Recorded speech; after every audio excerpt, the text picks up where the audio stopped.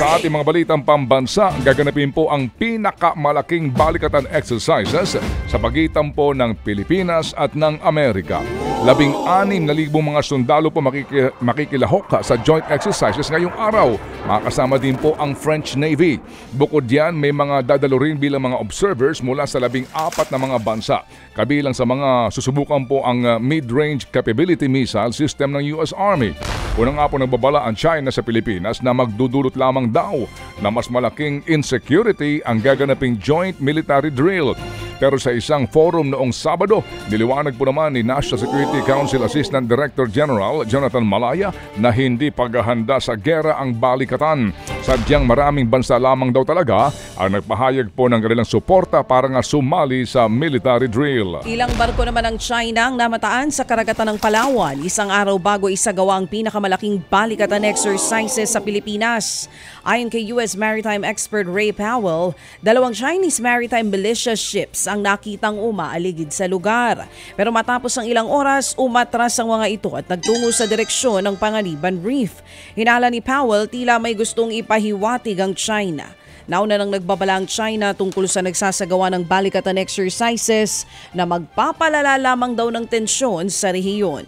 Kinontra naman ito ng Pilipinas at sinabing walang dapat ikabahala ang mga bansa kung tunay nga silang para sa kapayapaan. Sa ilang pang mga balita, nanindigan po naman ng ilang mambabatas na walang masama na maghinala sa pagdagsa ng mga Chinese students sa Cagayan. Sa isang panayam po naman, kinwestiyon ni Surigao del Norte Congressman Robert H. Barbers ang pagpunta sa Cagayan ng mga nasabing estudyante. Kaya nahinala raw kasi doon ang na magpunta ang mga ito lalo pat malapit ito sa 2 EDCA sites ng Pilipinas at ng Amerika.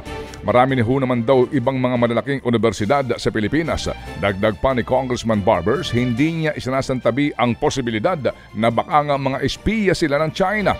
Nauna pong sinabi ng Cagayan Provincial Government na bahagi ang mga estudyante ng exchange program sa pagitan po ng China at ng CHED. Sa ibang balita, umaasa ang Kamara na maipapasa pa rin ng Senado ang bersyon nito ng Economic Charter Change Bill bago mag-recess ang Kongreso sa paparating na May 24. Ayon kay National Unity Party Representative El Rey Villafuerte, tiwala sila sa pangako ni Senate President Juan Miguel Zubiri na ipasa ang RBH 6. Dagdag pa ng mambabatas, malaki ang maiaambag nito sa ekonomiya.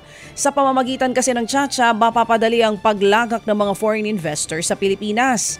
Tiyak din daw na mahihikayat nito ang iba pang investors na mamuhunan sa bansa.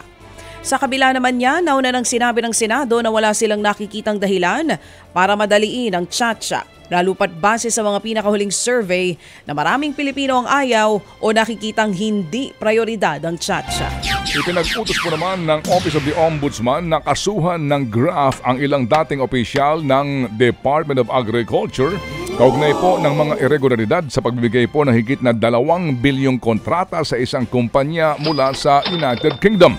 Sa resolusyon na inilabas po ng Ombudsman kahapon, sinabi nitong may sapat na basihan para kasuhan si dating UDA Undersecretary for Fisheries Eduardo Gongona at dating BIFAR National Director Demosthenes Escoto. Ito'y para sa umano'y maanumalyang bidding at awarding para sa mga vessel monitoring system kung saan lugi raw dito ang pamahalaan. Bukod sa 2 opisyal, dawit din umano sa kaso ang Chief Executive Officer ng SRTU na si Simon Tucker. Wala pang pahayag dito ang mga akusado. Ted Filon at DJ Chacha ngayon nasa Radyo 5 92.3 News FM Monday to Friday 6 to 10 a.m.